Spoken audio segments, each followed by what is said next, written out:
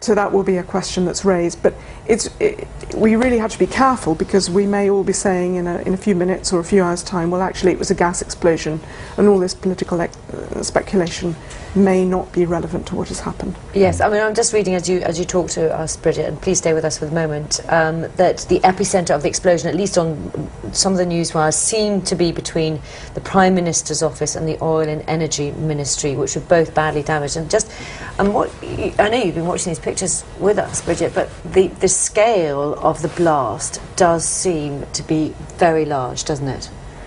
It does, but I mean, that doesn't mean to say that means in itself that it was deliberate, although if it was deliberate, well, it has caused a large explosion. We can see the smoke rising above the capital still now.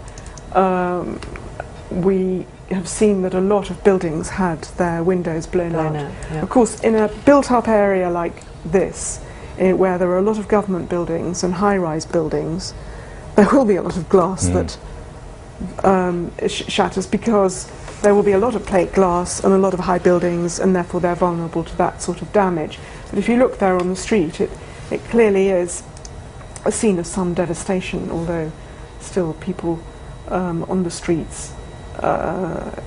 It's quite shocking, isn't it? Yeah, the extent of the damage. Certainly these pictures, which I think have in some cases come via Twitter, which were clearly taken so soon after the blast, gives you an immediate sense of the scale of it, and the element of confusion which would always creep in straight after a blast has gone off, as people are not at that point cordoned off, because it is, it's before the authorities arrive at the scene, and that